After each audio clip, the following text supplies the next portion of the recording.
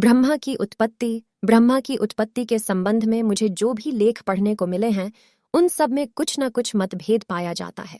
पुराणों में भी बहुत मतभेद है। कहीं त्रिगुणात्मक सृष्टि से संबंधित उत्पत्ति कही गई है, तो किसी में स्वयं उत्पन्न होने की बात कही गई है।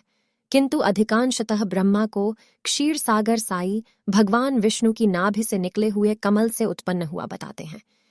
यद्यपि यह बात यथार्थता के अधिक निकट तो प्रतीत होती है, किंतु पैदा होने का ढंग कल्पित रूपक बनाकर रहस्यमय कर दिया गया है।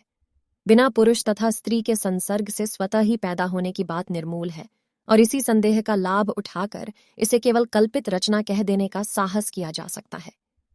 ब्रह्मा की उत्पत्ति विष्णु से हुई, अस्तु सर्वप्रथम हमें इस पर विचार करना है कि विष्णु कौन थे, किस कुल या वंश में उनकी उत्पत्ति हुई तथा उनका और उनके वंशजों का मूल निवास कहाँ था।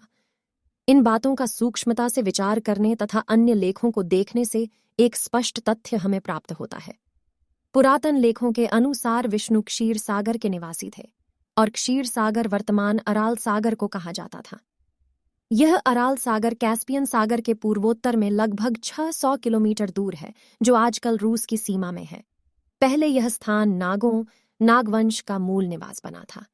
यह स्थान पहले चाक्षुप मनु के पुत्र महाराज उर के राज्य में था। उर के लेख में आपने पढ़ा होगा कि उर के वंशजों की 3 मुख्य शाखाएं थीं। एक शाखा उर्जन नामक स्थान में, दूसरी उरलोक में और तीसरी शाखा करतार नामक नगर में निवास करती थी। यह करतार नामक स्थान अब कतार के नाम से एक प्रदेश है। करतार में रहने वाले करतार वंश के नाम से विख्यात हुए। इसी करतार वंश में जो क्षीर सागर के समीप था, उसी करतार वंश में विष्णु पैदा हुए। विष्णु को अब भी कर्ता की उपाधि से संबोधित किया जाता है। विष्णु महान शौर्यवान, प्रतिभाशाली, वीर्यवान तथा अजेय योद्धा थे।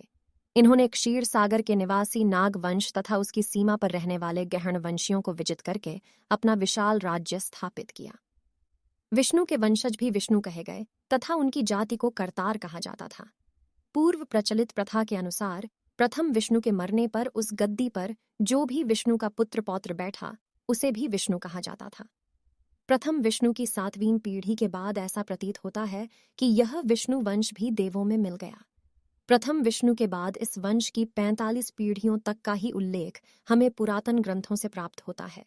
यह वंश त्रेता में दशरथ के समय तक था और उसके बाद पूर्ण रूप से समाप्त हो गया प्रतीत होता है, क्योंकि रामवाद विष्णु के किसी भी कार्यकलाप का वर्णन हमें पुरातन ग्रंथों में नहीं प्राप्त होता।